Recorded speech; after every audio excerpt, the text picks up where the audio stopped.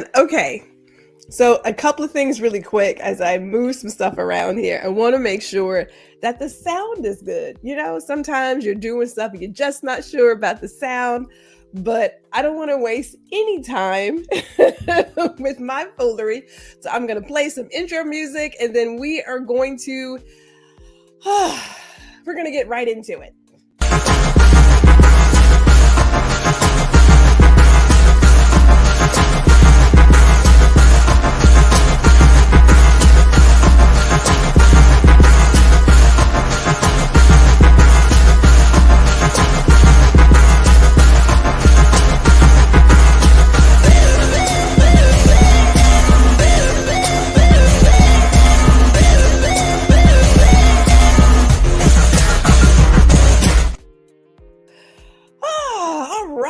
Good afternoon. Yeah, good afternoon. Good afternoon, everybody. You know, I'm having a moment. Don't hate on me. Okay, I'm having a moment right now. It's gonna be okay.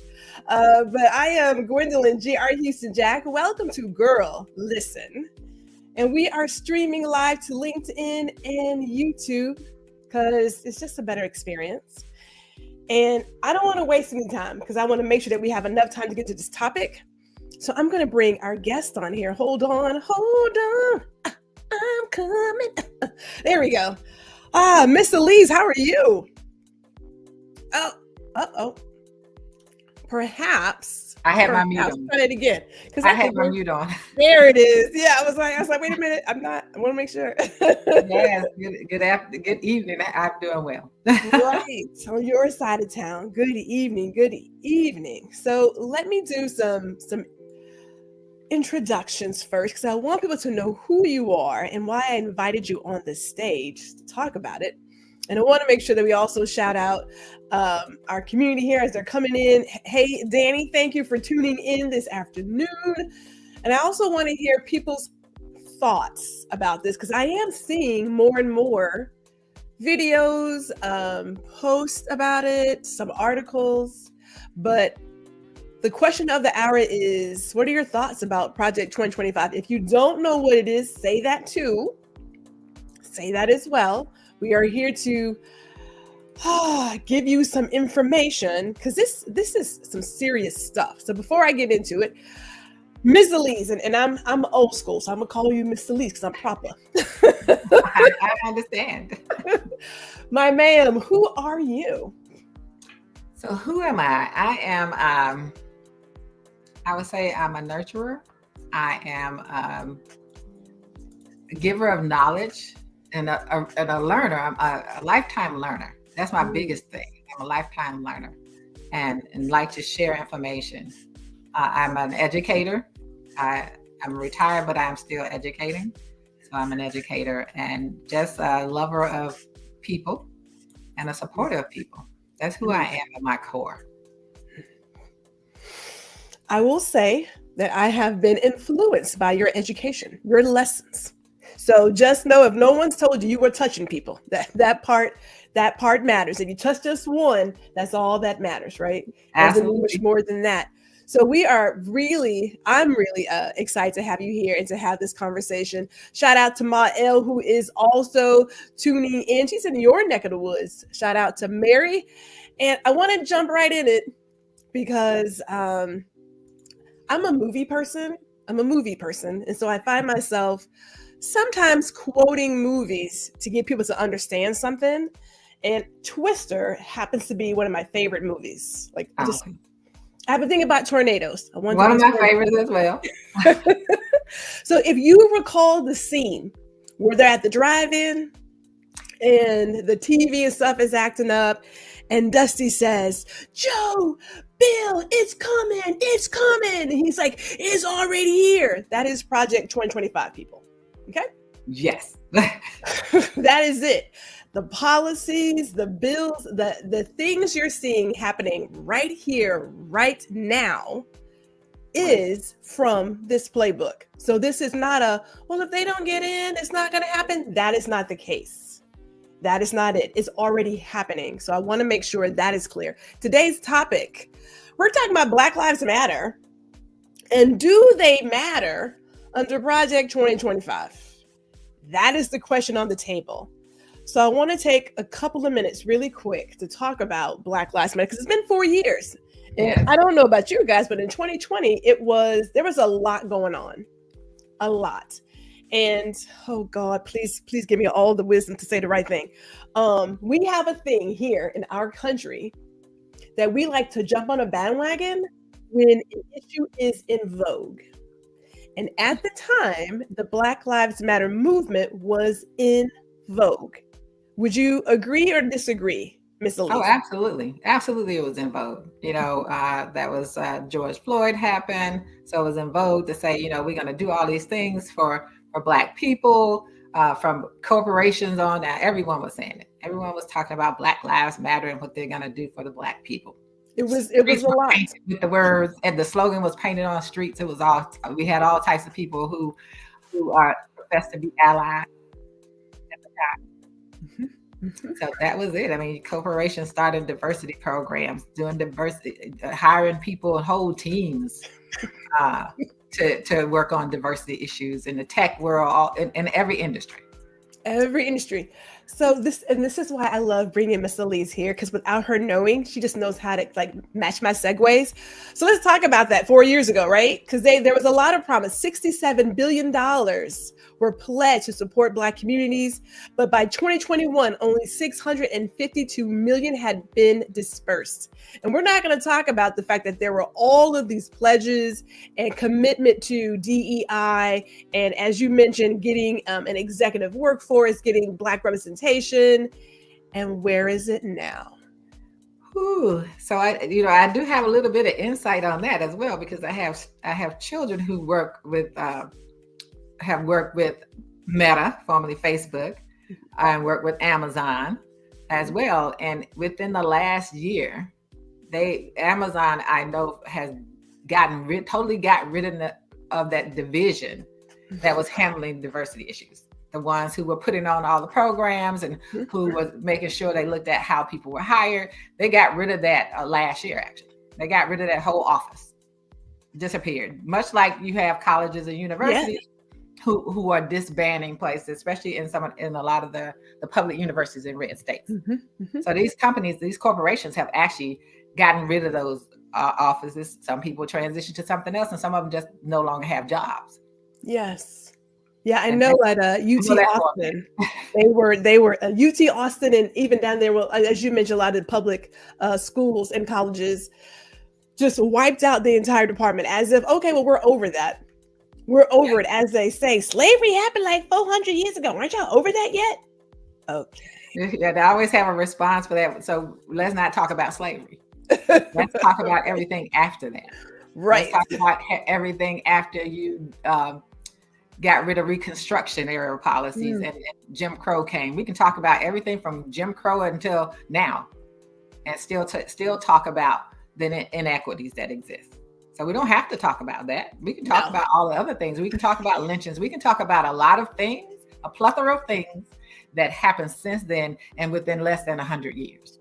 Yes, less, because it's not like, and I mentioned it on Ron's show. And shout out to Ron for being in the audience. Hello to you, sir. Danny also says she loves Twister. That's a great movie. Bryson is here as well. Hello, nice to have you here. And as Ron mentioned, there were allies of convenience. Yes. Absolutely. People have gone really silent real fast. And shout out to my mama, who's always in the crowd. Mama gonna show up for her kids. Hello, Mama. So when I got to thinking, and I'm looking at Project 2025, and the question again, people, the question of the hour is, what are your thoughts on it? If you know about it, put your thoughts in the comments. I'd really love to know. If you've never heard of it, or you've only seen like a couple of things and you have questions, put that out there too. But it's the mandate for leadership. And I will say this really quick. You can get a free copy of it. Please. Okay, well, let me not influence you. But if you don't support their foolishness, don't give them your money. Okay? Absolutely. Just download the free PDF. And it's about 1,000 pages. And this is the conservative promise. This is their transition program, right? It's 1,000 pages. Now, I had to really get myself together to figure out what parts I wanted to focus on. Okay. Because just going through it was insane. I definitely focused on how it impacts women. So I want to tell you all right now, because I feel some kind of way about that, as I should. This is going to be talked about. I am looking at their idea of family. I'm going to talk about education, but I want to start with this one. And Miss Alieze, I know you know about this because you bring it up to say, hey, I need you guys to understand. But they talk about how they want to delete the term sexual orientation, gender identity, diversity, equity, inclusion, gender equality, gender equity, gender awareness, gender sensitive, abortion, reproductive health, reproductive rights, and any other term that deprives Americans of their First Amendment rights. Okay. Now, I don't know where I'm supposed to fit in when you try to erase everything out of the book. Right. And the part that, like, at the end, when you talk about erasing where, they're talking about out of contracts and everything. So when you look at that part, and every federal rule, contract regulation, right, contract grant, regulation, and piece of legislation that exists. Yes.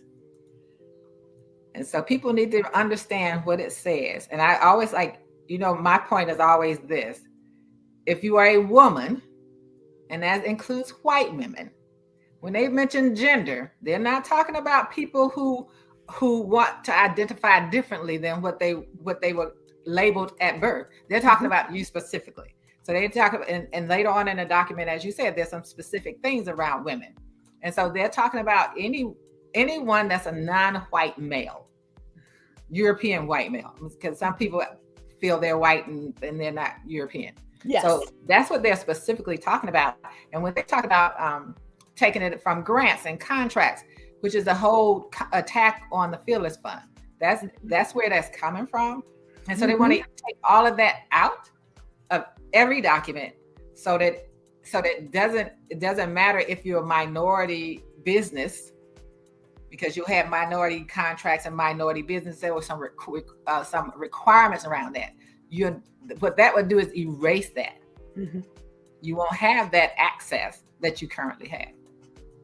So when people talk about the Fearless Fund, and many have said, but it's a grant, I don't understand. We're going to say it again. They're doing everything in this playbook today. They're not waiting for tomorrow. They're not waiting about the election in November. These folks, they play the long game. It's been a very long game at that. So they're putting things into action right now. I know we have seen just in the last couple of weeks, tossing the Bible into the classrooms, the 10 Commandments. Oklahoma wants you to teach it. Right. This is not coming from out of left field. And it's coming out of left field. But even when you talk about why I pointed that out a couple of weeks ago, that page, bottom of page 4 and page 5, at top of page 5, is that it specifically says grants and contracts. I want you to pay attention to the fact it says both. And when they get you further in the document, you'll realize that they're not only talking about government grants and contracts, they're talking about private industry as well, because Fearless Fund is private. They're also coming after private concerns as well, and specifically things that are and I'll say it, things that are specifically mentioning Black Americans or Black. They're coming after those things specifically as far as the race component. And of course, they'll come after other groups as well. There's also documentation information in there about Latino groups, the Hispanic population as well. So it's not just us. It's anyone that's not non-white male. So let's sit here for a moment really quick, because we know why the Fearless Fund exists. We know that in terms of venture capitalists, we get was it 0.6%? No, so with that, so the part for women of color is 0.34. Within that percentage, the fund for Black women is even smaller. But we're talking about less than. Everyone always say 1%, less than half of a percent. Less than half. You have this young woman who says, you know what? I'm gonna pull together some funds and support those who want to do. And somebody says, well, look, we can't have that. we can't even have that. Yeah. So I know when people think about, well, just how bad could this be? And I don't want to use the word bad. Bad is not the right word. This is literally erasing what few advances women have made, persons of color have made, and it is tearing down what we know life to be right now in America. It's catastrophic. That's the correct word. Absolutely. Catastrophic. And, to know that most of this is being spearheaded by Ed Bloom. I don't think it's any harm in saying who is spearheading. I think that we have to let people know, and the organization that he's attached to. So it's being spearheaded that way. And what opened the door was how the Supreme Court ruled. And he's the one that helped bring it to the Supreme Court around affirmative action in higher education. So he's taken that and going off on anything that mentions race. And so his target at this point is this Black woman founded organization. And we also have to understand that as a push, the ruling that came against the Fearless Fund recently, two of those justices were appointed by the past president. Yes. And so that's why we have to really focus on how we vote, because they got there because of how people voted or did not vote in 2016. Did not vote. Right. So when I think about, I don't have kids of my own. I have nieces, nephews, I have my grandchildren, what have you. When people say, well, it's not going to impact me, you got to think beyond you and look at your neighbor, look at your kids and the future that you want. So I want to talk about education. Yeah. Because there is a lot of words in there about, I'm just going to say something close to just pretty much removing the Department of Education is something similar to. Right. Very similar to eliminated and disperse the different responsibilities to other departments.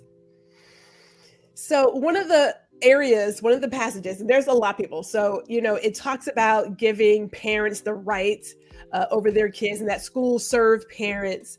And if by chance you have people, state, cities, counties, school boards, union bosses, principals, teachers who do not agree with this message, they're going to cut off federal funding.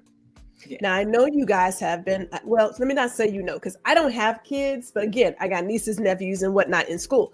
There is this crazy push for these charter schools and voucher programs.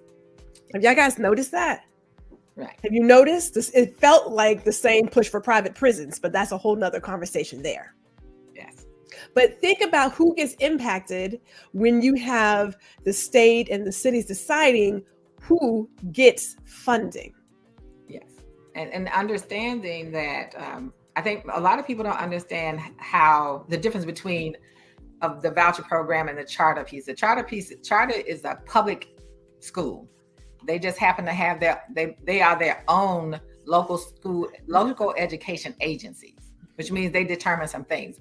So, but you'll still have that pocket of the normal public schools that will exist. And so each one of these schools they can expel students without returning funding. They can do all sorts of things, right? And so you end up having maybe a system of elite schools where only certain students can get in and certain students will stay in because they will be allowed to do that. Those things will still be there. And as we talk out, there's a piece that I'll add to that when it comes to discipline. Well, I'm from Houston, and I've been watching the very public takeover of the Houston Independent School District, which happens to be a very large Democratic county, or I should say city and an area in Texas. And their movement of taking out libraries and making these detention areas in the school for the kids who aren't, let's say, performing well or acting up. It's interesting where they're doing it, what areas that they're doing this in my opinion, is very strategic. It is not by chance that this is happening in some areas where you have really large Black populations, Black and brown populations. It's not by chance. I mean, I know also too, it talks about when you have librarians and educators who promote certain agendas, they want to have it labeled as child abuse and have them register as sex offenders. This project, this proposed plan, when people say it's just not going to happen, I hate to tell you, it's happening, and we're seeing it. Right. And I think that's what people, and that's the part that people are missing, right? Mm-hmm. The fact that what you're seeing are I call them the testing grounds. You know, like you, I'm a big movie person. I said, there's a part in Jurassic Park when the dinosaurs test the fence to find the weakness in the fence, right? Yeah. So they're testing this in certain states. Mm-hmm. How it works. And actually part of their goal is to get it to push up to this current Supreme Court to see how they rule, so that it becomes something that you can't combat in the future. And a part that's interesting, even from the text you just read, it says parents have the right to do these things, right? Mm-hmm. But apparently only specific parents will have this right to choose and decide for the larger community of students, because that's what's been happening with the Ban the Book group, the Mothers for Liberty. Yes. That's what they've been doing, right? So that's the part, if you think about it, that's a piece of this puzzle as well. The Mothers for Liberty's movement to ban certain books. Mm-hmm. Then you have what's happening with Houston School District, and what happened to TSU, where they got rid of the entire board. Mm-hmm. They're historically Black university in the state of Tennessee. Mm-hmm. So as you see these, they're testing all of these things already. The Fearless Fund. How far can we push that? How can we keep them from having anything specifically for them? Yeah, this is not when I was seeing it happen, I thought, what? Like this, it was one of those where you see a car coming towards you and you're trying to avoid the accident, and you're like, it's not gonna happen, like I'm gonna swerve, and then it hits, you're like, okay, now what? This is where we are. And there's so much happening in so many places that it makes it hard for the average consumer, the average citizen, to say, okay, I'm looking over here, but now they're doing that. And now what happened? And there's so much happening at once that you get overwhelmed, and you take one or two paths, I believe. You either get energized and you're like, this can't keep going down, or you decide, you know what's the point? Right, which we don't want. Yeah. We don't want people to get there. We want them to be energized and figure out how we can energize them, right? Yes. So that's our ultimate goal. That is our ultimate goal. We want people to get energized. And shout out to Brian, who is here. He says he's late. You're never late, sir. You're never late. But you are correct. There is that multi-pronged approach. Absolutely. They're in it from all sides. There's a lot of things, and there's always been this really art of distraction. We got to stay focused. Yeah, I got no problems. I'm gonna give a little bit of time to some foolishness, but we gotta stay focused, right? Like, don't take your eye off the goal. Because even the pieces that we've heard this week about what's happening with schools and religions, the 10 Commandments, the Bible in the classroom, when you dig deep into this document, there's a lot of talk about religion and religious freedoms in this country. And specifically, we know we're talking about Christian religion. So we're not talking, they didn't say we're going to put all religious books in the classroom. We're just talking about one particular book. And so a lot of that's covered in there, and understanding that 60% of these private schools are religious schools, Christian, mostly Christian. Mm-hmm. So understand that that's what it is. And they're talking about private and public schools and how money is disseminated, and block grants, and understand how block grants work. The state and local government at that point that you elect or don't elect will be the ones deciding where the money flows. Mm-hmm. And we saw that in Jackson, down in Jackson, Mississippi. Mm-hmm. We're just getting started. And I say this again, this is about 1,000 pages, people. It's long. Okay. So when I went through and made my slides, trust me, it took all of me to pick out what part I want to dig into. And even what we're digging into are just little passages out of a bigger section, because they go over each department. Like, this is not just this is deep. Absolutely. It is deep. It's almost as if you want to have like a study group, and like everybody takes a section and dissect and kind of work it out, and like you do it in parts. It's that detailed. Right. But we didn't even discuss they have a database with worker bees ready to take over. Oh yeah. When they win in November. Like they're screening their people now. They're already recruiting people now, having them go through training. And they have, with the Department of Education specifically, you know, how they're breaking it apart. So say the part that deals with indigenous people. Well, that goes to the Department of Interior. Let us shift that over there. We want to treat military families and children like this, so we'll shift that over there. So everything is being shifted and pulled apart. So everything is pulled apart. And when it comes to, and there's data that they've said they don't want you to keep anymore. So they don't want you to keep the data that will talk about the disparities in discipline, the racial disparities specifically. So they don't want that to be in there. They want you to stop collecting that data so that you won't have that information to put out there. So there's all of this in this document. And as you say, each section is huge. Like a couple of jars of moonshine. Forget the wine, a couple of jars of moonshine to get through some of this foolishness. Ron says soon they will say you can only use the Trump Bible. Oh, don't go there, Ron. Don't do it. Please don't. But I would put it back. Oh, there's the what's that? A reformation period. Okay. I see it.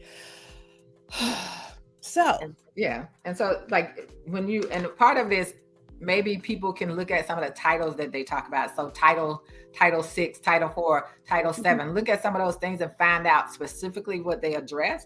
And you'll find that most of them are about collecting information around discrimination, racial discrimination, and how they don't want you to collect that data, how they're going to instruct the agencies not to keep that data anymore. So you won't be able to say, you know, Black and Hispanic children were disproportionately disciplined in schools over in Mississippi, because they're not going to let you keep the data to be able to monitor that. Yep, you won't have it. Have it. I will say this as we're going through it. When you look at it, and I know people have been talking about the candidates and things of that nature, you got really one question to ask and say, how does this impact me and what do I believe in? If you read it, like if I just read a piece, you think, oh my God, that sounds amazing. You got to read the whole thing and then ask yourself, where do I fit in? So can we talk about family? Yes. When we talk about the Department of Human and Health Services, right? And so it's talking about how they want to get back to really supporting families, and it's focused on a mother and a father in the home. They want to really bring back these good Christian values, and I'm trying to be careful here. But let me not be careful. Hold on. I'm gonna bring it back. Hold on. I want to make sure we're clear here. It says that they're really focused on, truly, this is not about you. They focused on the white population and how they are losing, right? 7% of their expected life after COVID. So all of these policies, I'm gonna go ahead and call it. It ain't about people of color. Right.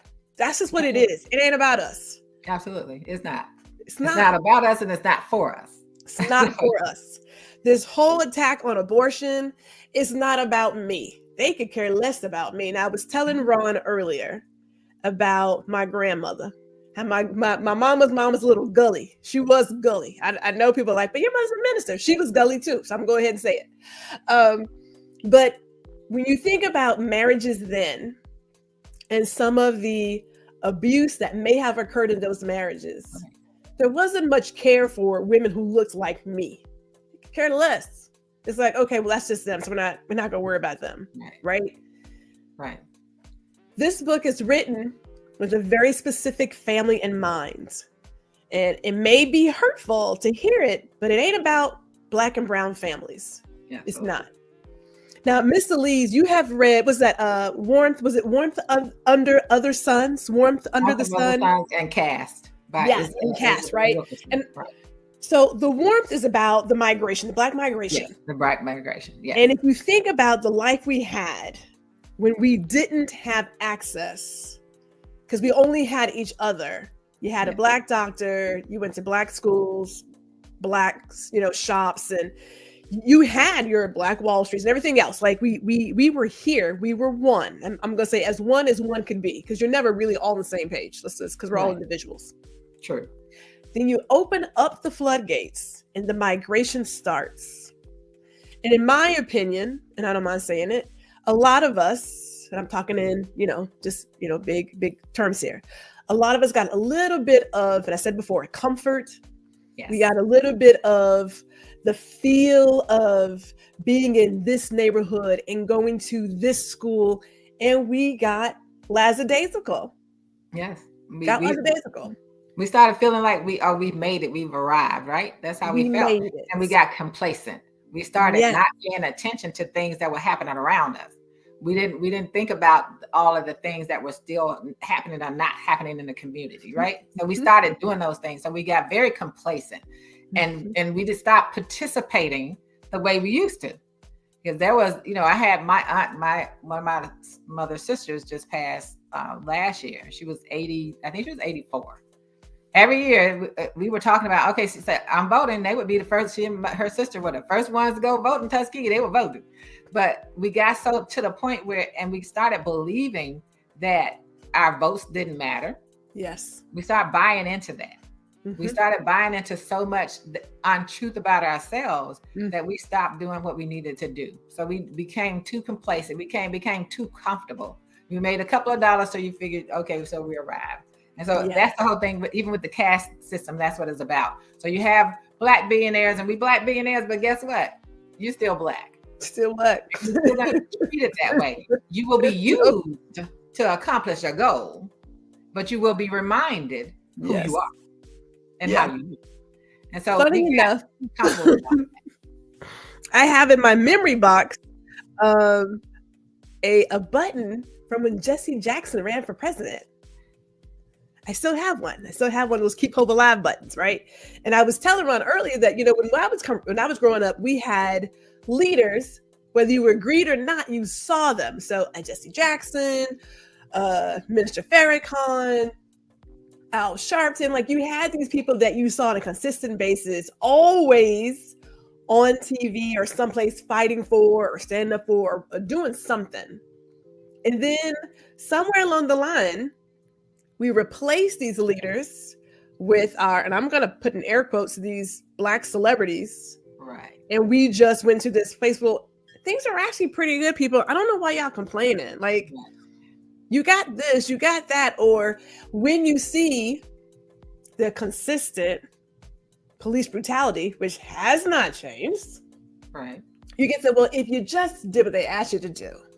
If you just followed like if you just, and when you do, you still get harmed, right? You still get seen harmed. Them sit with their hands on the steering wheel. They move a little bit. They comply with what they've been asked to do, and still get shot.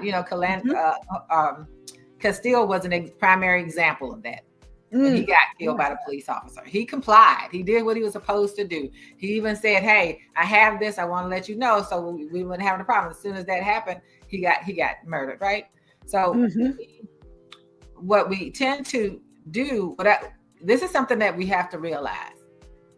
People can be bought. People can be bought. They have been infiltrating organizations, Black organizations, since the beginning of time, right?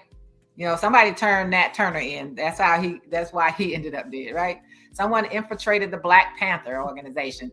That's how Fred Hampton got killed, even though he didn't do anything. There are all these infiltrations, right? And so they use those people, and there's always someone willing to be used. It's just that now we see them so elevated in social media. So you have these quote unquote celebrities out here being elevated and pumped up and getting payoffs in the sense of, so my cousin Ray got in trouble. So if I help you, gonna pardon him. So they're still getting bought off, right? So that's what we're dealing with. So that's what happens with the unity, and that's how we become we're not unified, because it becomes, and we bought into the idea of individualism. Yes. To that. Yeah. Okay. So before because I want to take a quick. I know we do these little rabbit holes, Ms. Oh, Alieze. It's gonna be absolutely. We're okay. not going to do that rabbit hole. Brian says, everyone, please read. And I do. You don't have to take our word for it. Trust. You can download this PDF on their website. You can dig it for yourself. Trust me. But when you get into the nitty gritty, you got to ask yourself, okay, how is this going to play out? Because you got to know when you put people in, and I want to say, and I got it in here, I want to say our previous president put in like 226 judges, not mistaken. I'll check that number. Mm-hmm. This is not like, oh, it's just 4 years to go away. That is not how life works. Yeah. Trust and believe that is not it. That is not how that works. Brian also says, not to mention the words they want to ban. These are just words. Absolutely. These are just words, people. Like, remove all of it. So keep in mind, this is a big thing. So if I can take this quick little side note, because I was talking with, I want to say Ron, because I'm always running my podcast ideas around him. I was trying to figure out, how do we get to this place of a lack of physical community? Because my childhood, and again, Lord bless, if I will be 49 years young in September, but I remember being able to go to the neighbor's house and literally borrow cups of sugar, a couple of eggs. We were able to borrow ingredients. I remember being on the street. Mrs. Pat would say something. Mrs. Rockamore would say something. Everybody looked out for that other person's child. It really was a village. Right. You just couldn't go places and act up. Yeah, so that's where telling everyone they have to look out for their own. That's when that part came into being, right? Mm-hmm. So you have to look out for you and your child, you and your household. You can't look at everyone, because our unity is what held us together. And so they had to break that apart. And so we bought into, I can only look after my child. I can only look after this. And no, you can't talk to my child anymore. When I grew up, I was the block babysitter. I sat on the porch and I babysat everybody's child on my end of the block. That's what, and the mothers would be inside. The mothers and fathers would have to do their work, whatever they were doing. They knew I was going to be there. And and they never said anything of a child said, you know what happened? This is what, and they said, what did you do? And now it's like, you can't touch my child and you can't do this. And that's where we started to lose our connectedness. When we allowed ourselves to think about the individualism and the whole idea of understanding that when schools were desegregated, a lot around like corporal punishment and things went out, because they didn't want Black teachers to be able to discipline their children that way. So it became what you could and couldn't do with my child. And so we bought into that idea of individualism. And that's when we started to fall apart, because we had to be united to survive. And that idea of, oh, we've made it, so we don't need each other, but we do need each other. We need each other. When you look at immigrant communities coming in, they've set up ways to finance each other. So they collect that fund, they finance each other. We are told not to trust each other. Yeah. So we have lost that trust in each other. I thought to myself, because again, I write these things down. Is it a place for us to ever get it back? I'm not saying that it's not, but I'm also like, there's so much work to be done at this point. So much work. What I believe is that doing what we do now, especially with social media, is giving us a platform where we can do that, as long as we remember to stay unified. And one of the things you'll notice about that, the other side, is that if they have a fight, they're not doing it publicly. They don't destroy each other right there. They're gonna come out and be totally unified, no matter how crazy it seems. They're unified, right? Yeah. You'll get on and start fighting each other. And that's what they love, because as long as we fight each other, we can be defeated. Yes. And so until we understand that how we're using our platforms, how you're using it for information, how Ron uses his, how when I come on and I use mine, we're giving information. We're giving people to think. And as you said from the beginning, you're touching just as many people as I touch, as Ron touches. We're all touching people and giving them vital information and bringing people together around thought. They didn't have this information before. Yeah. We have to keep doing this. And other people, when you see it up there, when Gwendolyn has something that's coming out, we have to repost what we're doing and get that information out. So we all start bringing that, because it's up to us to create the community we feel we lost. That's our job. And I think that the way we're doing it is through what we're doing right now. That's a very good point. Thank you for that, Miss Alieze. Thank you. Because you know how you don't want to go to a place of feeling defeated, which I come from a family of fighters. We gonna fight some people. Not always physically, but we gonna do some fighting. You know what I'm saying? I mean, I think about my mother when she was on. I saw her one morning get up, and someone had broken glass in the street, and she got out. She got her broom and went to sweep the glass out of the street. Right, just having pride in your community and your home, and just like there's. Whew. That's my husband right now. He does that every day. He makes sure there's no trash on our block. He does it every day, and that's that pride as well. How do we instill in that pride? Not being afraid to talk to our children. Yeah, I don't fear our children on the street. I'll talk to them if I hear them saying something or doing something. I'll talk to them. They're either gonna receive it or not. And majority of the time when I've approached our young people that other people would have feared, they have actually received it and thanked me and respected me for saying what I say. So we have to stop. We have to know within ourselves how we're participating in the systemic racism. Yeah. Because systemic racism is not about black or white. It's not about skin tone. It's about mindset. It's about how you implement programs, about how you react to our children. So we can be guilty of that part too. So we have to also make sure that we're training and teaching each other and reaching out to adults. Please do not assume that everyone who has a child knows how to parent and parent well. Ooh, I did talk about that as another topic too. Kids having kids. When I say, Ron knows, I keep a notebook. I keep a notebook and topics. I was like, I'm going to get into some dust. I want to kick up some dust today. Absolutely. As we talk about the family, again, their whole thing is to promote stable and flourishing married families. We're not talking about the LGBTQ plus equity. We're not talking about single mothers, because they don't really talk about single fathers. Yeah. They are talking about married families. And they're also dipping into reproductive technologies now. I'm going to talk about reproductive health. I gotta go there, because when people mention reproductive health care, they take that out. They always go to abortion. Absolutely. That's where they go. Absolutely. They're not pro-life. They don't care. Like, once that kid get here, look, you on your own, deuces. They could care less. That's not even what it's about, right? And let's make sure we're clear here. It's about white women having more white babies. Absolutely. Because that is predicted by the year 2040 that they will no longer be the majority group in this country, which will also, so we'd have to watch clearly like how the idea of whiteness grew in this country. So before, they were divided by groups. They were Polish, Italian, they were all these things, right? Not allowed to be white. And then, but they knew they needed numbers. So they started including them.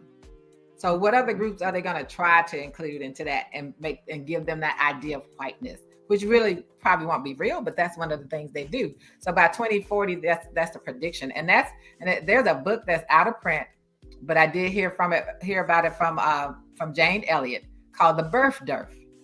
And in that book, they write about the whole idea of them not being the majority by 2040. He also says that the way to do it is to ban these abortions, but they would like to do it only for white women, but they couldn't do it because it would be seen as racist. Yep. Now, he wrote that in his book, but you can't find the book anymore. But Jane Elliott definitely talks about it. So it really is about them, the idea they won't people will realize they're not the majority in the world already. And they don't want that to happen, and which means they lose what? Power, control. Yeah. Which is, it's about money, power, and control. Those are the three things that are consistent in all of this. So, y'all ready? Y'all ready for us to get into this reproductive? Because this is it. Now, I want to shout out. I want to say a couple of things. So we're going to talk about. I have a fact sheet from U.S. Senator Patty Murray. She has this fact sheet. It's a one. You can go get it on her page. But she talks about how they're going to ban abortion, attack reproductive health care any way they can. Now we've already seen that they're coming after, and I can't ever get that Mr. Prone, Miss. I Mr. never Brown. get it right. Thank you. But the they're Supreme coming Court after- kind of messed them up on that the other day. They did. Yeah. And again, they call it the abortion pill, but people forget, if you have a miscarriage, Yes. this drug is used for that as well. Right. And Okay. and that's a conversation I had with my next door neighbor. I had she and her husband are 30 something, and we were talking about all of this, and she has had a couple of miscarriages. Mm-hmm. And I told her, I said, what I need you to understand is that medication that you used, you would have access to that medication that saved your life, because you have to get the toxins out of the woman's body, right? Mm-hmm. And they would question you. A part of this is also, I don't know if it's written, I don't remember if I saw it in a document. So if a woman has a miscarriage, they wanted to have the right to question her as to what happened. Yes, it is in there.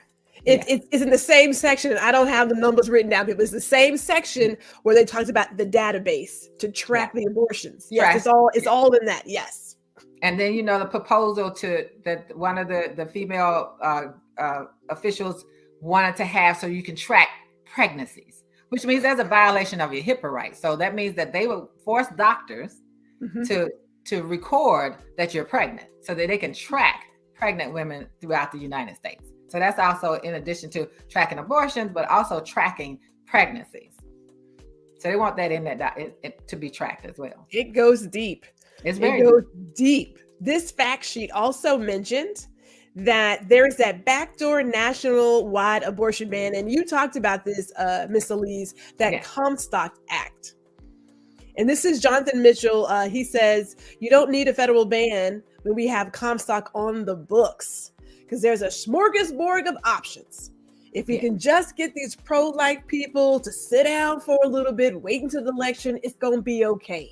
Now, you have done an eloquent job of explaining the Comstock Act. So it's from 1873. Mm-hmm. The gentleman who introduced it was, at the time, the Postmaster General. He introduced, so it's to say things that were considered pornography. So what they're doing is broadening what pornography means. Mm-hmm. But pornography will also include things like abortion pills, contraceptives. All those things would be included, which means that you get your prescription through the mail, you'll no longer be able to get it through the mail because of the Comstock Act. And one of the things that they've gotten the former president not to talk about is a nationwide abortion ban, and that's because of the Comstock Act, because that's what they have as their backdoor piece that they're going to do. And people need to understand exactly what that means and how it's going to work, and understand that contraception, because people keep thinking, oh, IUD, birth control pills. No, they're talking about condoms too. Yes. So they're talking about that. They're going to fund Viagra, but they're going to cut out everything else. Yeah, they're going to keep that flowing. Yeah, so to understand how big this is, and to really inform yourself on what their intentions are. And so that's why they haven't talked about, that's why he said, oh, no, it won't be a national ban. That's because they're looking at the Comstock Act, and they're looking at individual states doing certain things. Mm-hmm. So that's what the Comstock Act is, and how you end up not being able to have access to things through the postal system. And as I reminded people before, the current person that's over the post office was appointed by him, cannot be removed by the president. It takes some act of Congress, I think, to get rid of him. And he's already slowed mail delivery by taking out some of the animation part, the automation part. So the sorting machines, some of those things he's already done. That's why I tell everybody, whatever you do, vote in person. Yes. They're going to slow down your ballots if you put it in mail. Gotta vote in person.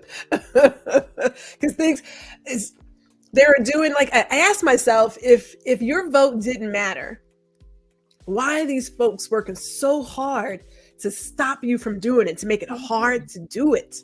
Mm-hmm. Why are they working so hard if it didn't matter?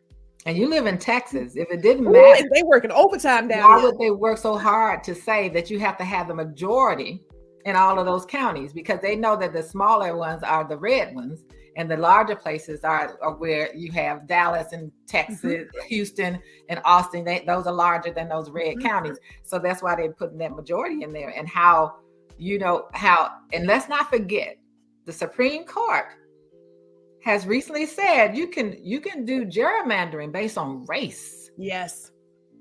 Yeah. When I say, what is that? If you're not cheating, you're not trying.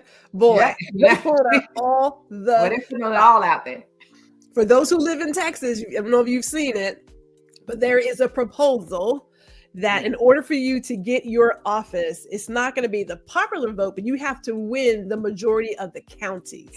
Yes. And we know that our metropolitan cities are primarily Democratic and everybody else is red. And there's a lot of red counties this is a really big state. So you would never have anybody who is a Democrat ever win ever again. Right. They wouldn't. And that's the whole point. And they know that the biggest problem they have as far as Republican presidential candidates, they haven't been able to win the popular vote. In 2016, he didn't have the popular vote. And other countries look at us and say, how is it that the person who won the most votes isn't your president? And that's because of the electoral college that we haven't gotten rid of yet, which we need to get rid of. And so that's a part of the problem.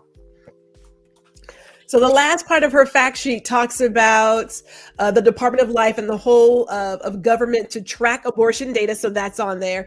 Cutting off life-saving care for women whose health and life is at risk. Ending IVF as we know it, which will also halt life-saving and groundbreaking medical research. And then, of course, again, stacking the courts with anti-choice extremists. Yes. Now, I know you're thinking, but wait, doesn't IVF help a lot of families? And IVF, first of all, is not cheap. It's not. You got to have some money. You coming out of your pockets, right? But when you get into the nitty-gritty, it's about same-sex families and single mothers having kids. Now, I remember Murphy Brown. And I thought, you know what? If push comes to shove, I could be Murphy Brown. Okay, so I'm not that responsible. I was like, yeah, that's a no for me. But that's part of their reasoning. And they say some really awful things. I know we talked about it, that babies shouldn't be born in petri dishes. Right. As if that's the problem, right? And the like idea of conception being life, which we know that it's not a person at that point. So at the point of conception, who measures conception? How do we know that? And so it's a big attack on that. And there's a whole health section that you need to it doesn't touch Viagra because, they need that. But and that was Ron put that in there. But there's a whole health Viagra. Health section to read, and specifically how they, on one end, they say, oh, we're trying to protect women, but they're not trying to protect women at all. What they're trying to protect is to ensure, they want white babies to be born, which, we just have to understand that part. And then to actually control women. So the whole piece is controlling women. So if you're not married, we don't want you to have children. If you're a same-sex couple, we don't want you all to have access to children. So we don't want you all to be able to use, artificial insemination, all of these different methods of conceiving, right? Yeah. So that's really the whole focus is on that part. So now we have only touched, and this wasn't even like a snippet of what's in here. I say this again. You don't have to take my word for it or Miss Louise. This information is available out there for you. You can download it for free. You need to give yourself some time, maybe a week, because it's about 1,000 pages. And the way they detail it, and they are so specific in detail. Very. When I started reading and highlighting stuff on the PDF, I was like, okay, I'm done. I can't. I can't. And like you said, it's so much we didn't get to. And when we talk about if Black Lives Matter, right? So when we look under the part about equal opportunity and the EEOC and how they want to not collect information around discrimination, racial discrimination, and how that impacts you as an employee. As a worker, that's a part of what they're coming after as well. So you won't be able to complain about it. And if you don't get a job because of your race, you won't be able to say anything because they're not going to have that data in place. You're not going to have that opportunity. And that's under Title VII. So that's protected under the Civil Rights Act, Title VII. So just please read, educate yourself on how this will impact you, because if they, and I know how some people say, oh, and how they want to fool you. So to use the term colorblind is already racist. Very, is it not? It's already racist. There's no way we can walk outside and people not say, oh, those are Black people. They're always going to say it. And anyone that says that they are, they're lying. I don't care who they are. I don't care how much of an ally they claim to be. When you say that I'm invisible to you, that's a problem. Yeah. In essence, that's what you're saying. Yes. So, and this document is specifically meant to, I should have worn my shirt that Lou Gossett has. He had an organization before he passed called Erasure and Eracism. And I have a mug that says Eracism. It says Eracism. Mm-hmm, and the point is to erase all evidence of you as a race. Mm-hmm, and so they want to take they want us to not have access to anything. Yes. And when we talk about education, don't get comfortable and say, we have our HBCUs. They're not protected either. No. They're already after Howard University's med school. They're already looking at different things. They're looking at if you have a Black law, anything where you just have titles. The San Francisco organization that was put together because of Black maternal and infant mortality rates. They're after them because they don't want them to say they're giving support to Black people, even though that's where the problem is. You have to have it open to everyone. So they're coming after that as well. So we need to really pay attention to all of these areas: education, healthcare, women's health. Because I refuse to say anything other than women's health. It's women's health. Right. It's about our health and our welfare, no matter what we are. And I like I like the fact that they're starting to bring out the stories from these women who have had issues because of a lack of access to proper care, right? And it's about education, it's about employment, it's about small businesses. I know one of the people that follow me got into this whole thing about HB1 and they live in Texas, and that's a visa that comes in, right? So my thing is, if you are a minority, and it was a Black person, so you as a Black business, especially if you're an independent contractor, where you're getting access now because you're a minority business, you will not have access under this program. You will not, because you will not be able, they will not allow you to put down that's who you are. Yeah. You can use all these attributes now, but afterwards, if some of these other policies continue the way that they're continuing, it's going to be a problem. It's already a problem. Yeah, so when as you said, it's being done. I want to get to the question.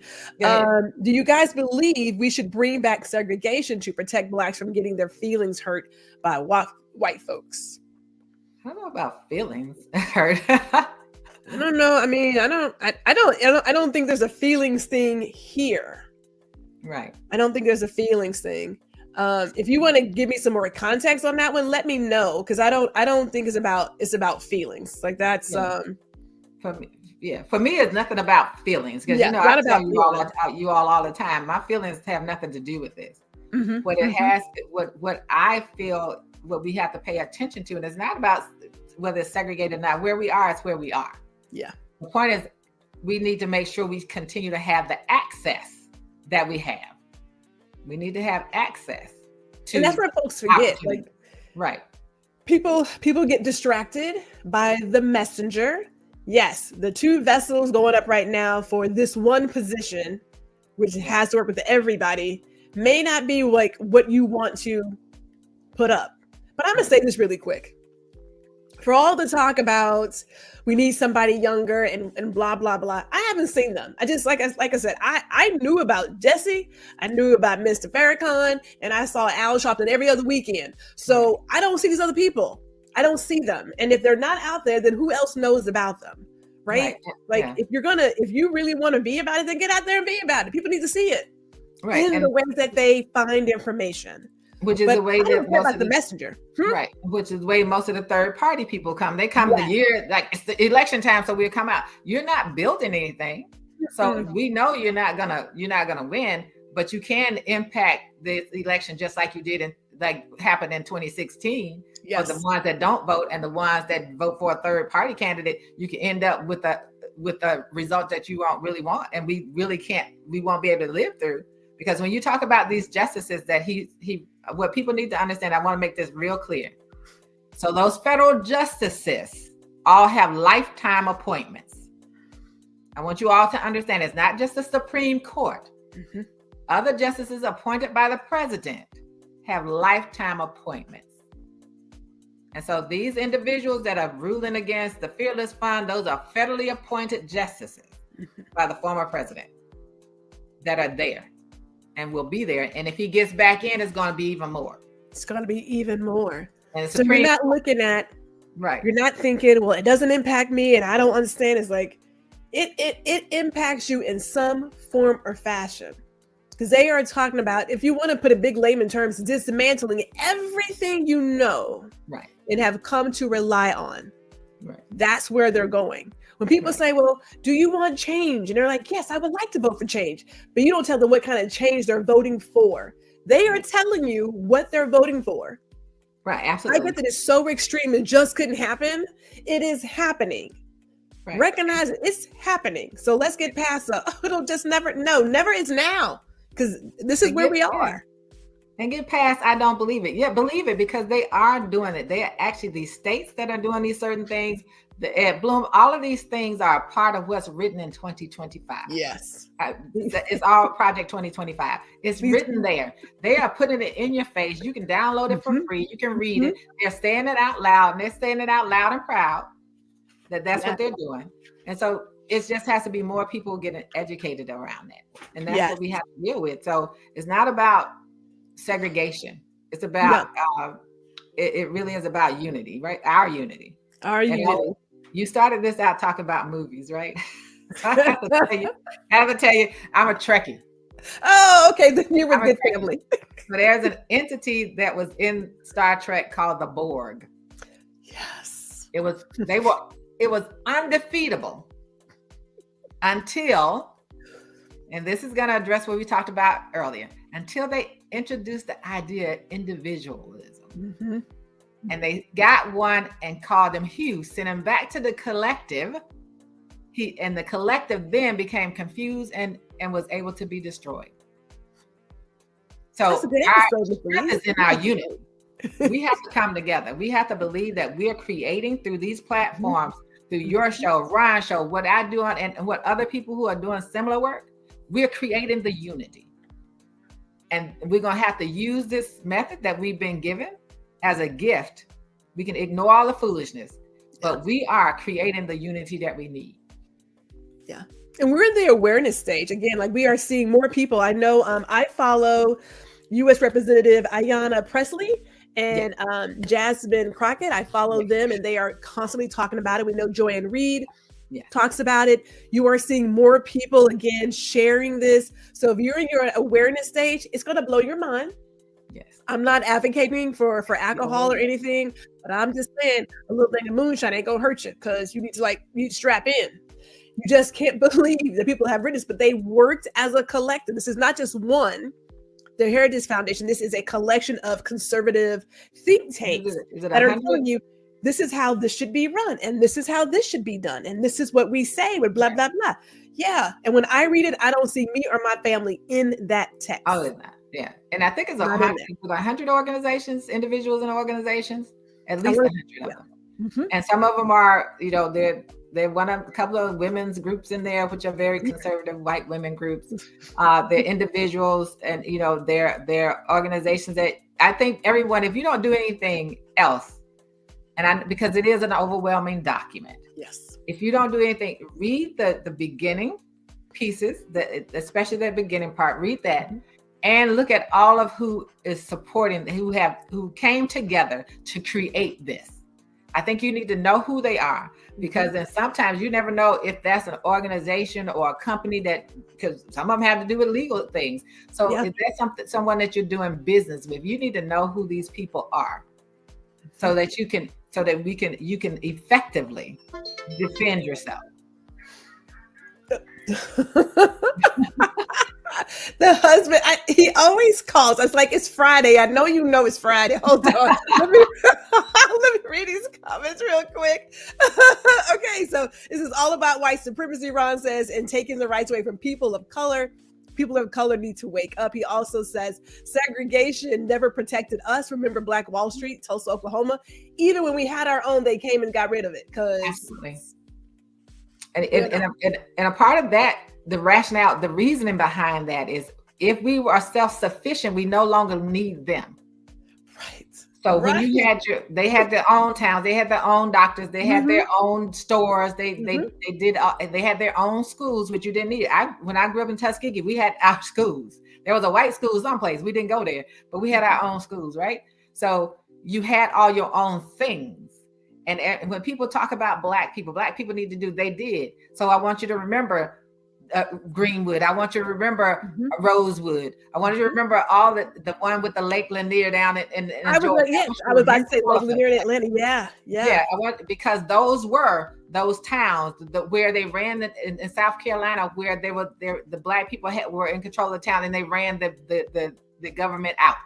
So they were there. And as soon as we become self-reliant, their fear is that we become self-reliant and we unify. That's their biggest fear. And they did their best to destroy everyone. So when I've had people from other countries in the African diaspora ask me, so why didn't Black Americans do this? And I said, well, let me tell you what they do. So they killed Fred Hampton. He was a 21-year-old man who found that he could unify poor white people, poor Latinos, and Black people in the city of Chicago. It didn't matter who they are. They were all coming together.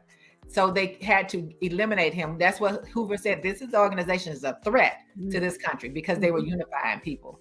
They killed, Martin Luther King got killed. Malcolm X got killed. They were always killing people who we looked up as leaders. Yeah. So we have to figure out, we have to walk without fear. We have to move forward without fear. That's a great one. Brian says in Project 2025 is what they've shared publicly. Think of the plans they are not sharing. Yeah. Woo! A major part of their plan is to do what they're doing with Black men. Mm-hmm. Steve Bannon said it a couple of years ago, and there's a video of him saying it, that we need to siphon off a certain part of Black men. So they're trying to get at least a third of the Black men and siphon them off. That's there are who is it? There are the two. Oh, I can't think of their names right now, but they're doing this travel thing where they do, I think it's like cigar and conservatives, something like that, where they're having this sort of roundtable conversation to discuss the policies for the Republican candidate and what have you. And I'm just thinking, and everybody can choose what they want to choose. I mean, and we're not saying but one way or the other. My thing is this: if you're going to do anything in terms of preservation, you better make darn sure the person that you're backing has got your back. Because this book, I'm just trying to tell you, my family's not in there. Brian says this document has been worked on and refined since the early 1980s. Convict Orange is the useful idiot they are using to implement it. Yes, it goes all the way back, people. So this is not from like just yesterday or some years or like a few years ago. They play for the long game. Yeah, they worked. I mean, you have to realize they worked on Roe v. Wade for 50 years. 50 years. To get to where they have now, where the Federalist Society and the Heritage Foundation could get those judges in place to overturn it. They worked on it for 50 years. 50 years. 50 years. So hopefully, I mean, we got all your guys' comments in here, and I didn't see anybody truly answer the question of what your thoughts were on Project 2025. But if there's anything you do, you don't have to do it this weekend. Just do it sometime soon. Download it, read it, and chat with your family and friends and loved ones who are probably not aware or thinking that this just couldn't ever happen. If it seems really extreme, understand this is an extreme plan from extremists. So yes, it's going to seem extreme. But don't get swayed by, oh my goodness, what's the point? Why should I bother? Because your life and everybody else's life, it depends on. That's why you should bother. Right. And there is a table of content so that you can look at, if you're interested in specific issues, you can go look at the table of content and go to specific issues and read that section. So there's a table of content. And what I'll say is, one of the things I wanted to repeat is what I said with Ron this morning. I said, what we're looking for is a leader. And what they're looking for is someone that they can lead. Yes. So they have put this person up there because they know they can control that person. And that's what that's what they want in place. They want someone they can control, who they say, hey, in exchange for this, you have to do that. That's what they're doing. And so we have it planned for you. You don't have to do anything, just get in there. And that's all they're doing. And maybe we need to look at who's going around and doing the conversations with conservative people who's not conservative. Who of us are doing those conversations? How are we having conversations and challenging their thinking? Because I think we can still have those conversations and without being totally disagreeable, but actually talk about points. Because I have had some with people to say, I just want you, and I stick with the facts. I don't look at anything else. I tell you what Biden has done, what this administration has done. Yeah. Then I remind you what didn't happen under the past administration. Yes. And for all of the Black people that's talking about that stimulus check, please remember that Biden also gave you $1,400 in stimulus payments when you got it. And it wasn't Donald Trump, it was the Democrats who forced it. Right. He didn't want to give it to you. So just remember that. It wasn't him. He didn't give you a gift. And Biden also, there was also money that came to you when Biden came in that had nothing to do with that other person. And we allow the media and people and the talking heads that are out there that look like us to overlook that particular point, that he also did some things and the child care credits. And remember, these people don't want to feed children who were born. They want to have lunch programs and breakfast programs. Yes. Yeah. They don't, I mean, there's such care and concern for babies and the sanctity of life. And then once they get here, it's like, you just better try to figure it out. And I hate to say it like that, but you have to make it that plain, because that's where we are. As Roland Martin said, they're not pro-life. They're anti-abortion. And he says to be pro-life, you have to care about these children from the womb to the tomb. From the womb to the once they come out, you don't want to feed them. You don't want to give Head Start, because they want to cut that out too, because of the progress that people have made by having their children receive early childhood education. They want to take that out. They don't want to have the child tax credit. They don't want to give anything that gives a leg up to the poor people. And that's where caste comes in. And that's where white poor people have to understand, you white and poor. This is about you too. This is for the wealthy people. It's not written for you. It's written for wealthy people. Mary says, thank you both for bringing attention and awareness to this. Project 2025 is terrifying, and we cannot allow this to become a reality. I'm trying to tell you people, you're going to see more topics like this throughout the year. I mean, I'm going to go in and out of some stuff because I have a notebook of topics, but everybody has a platform. Yes. So don't think that your voice doesn't matter, right? So again, talk to your loved ones, your friends, people who are like, what's the point? Let them know what's happening, not in the future, happening right now. Right now. They're doing it right now. Right now. And if you stay asleep, the train's going to run you over. And nothing good happens when trains run people over. That was an awful, awful visual, but that's all I can think of. But it's true, right? I think that one of the prime examples, if you can get people to talk about the Fearless Fund. My niece, right before I came downstairs, my niece came in to pick up a cake that I did for my great nephew. So she came in to pick it up, and I said, well, I have to go downstairs because I'm getting ready to talk about Project 2025. Now, my niece will be 55 on Tuesday. Oh, okay. She had never heard of Project 2025. I said, so I'm going to need you to read this.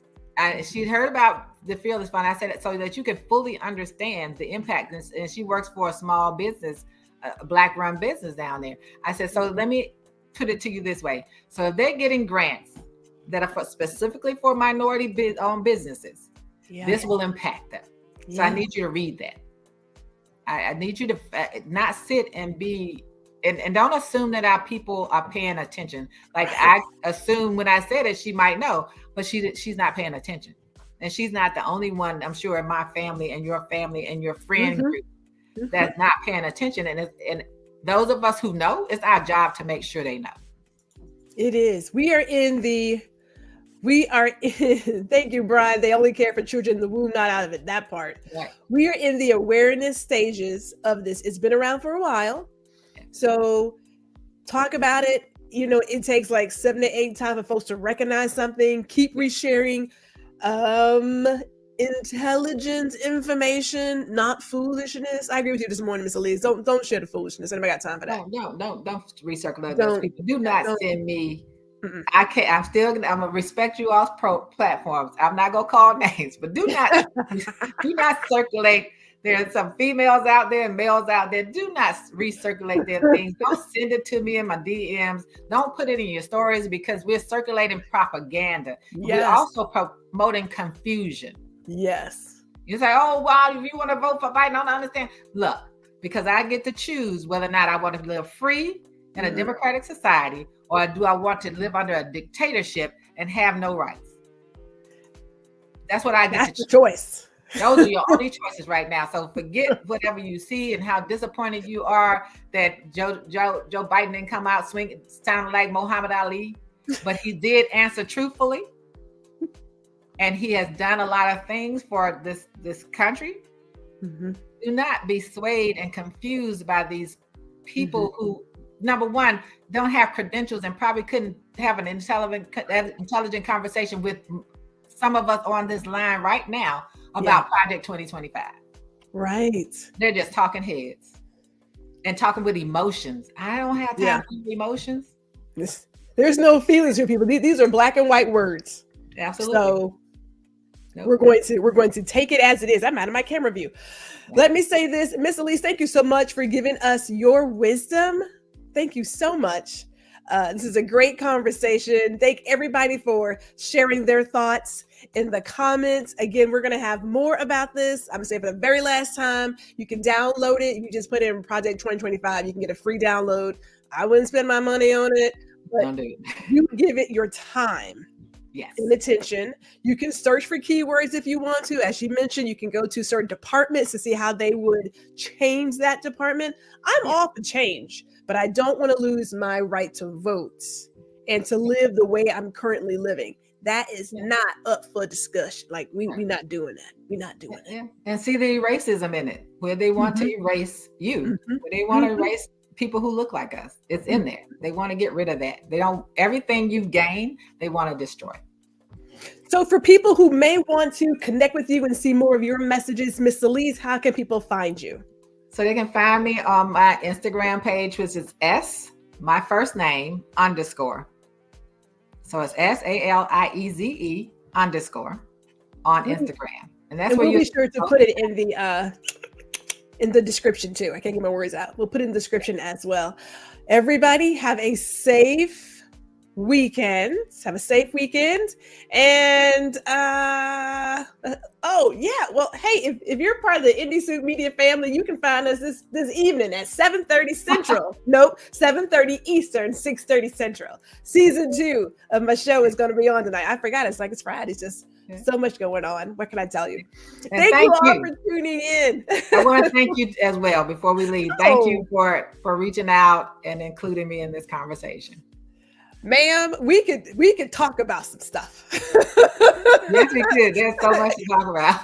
There's a very good chance we'll have you come back probably before maybe August, because people need to know. We're in our awareness stage. A lot of folks are just picking up the details about this, and they're just trying to wrap their arms around it. So trust, we're going to have more conversations, and just don't get tired of me talking about it, because you need to know about it and you need to get out and vote.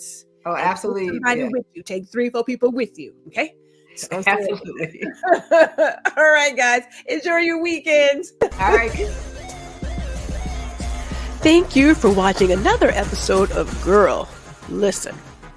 Be sure to tune in every other Friday at 4 p.m. Central Standard Time. And we also invite you to like, share, and subscribe to our YouTube channel.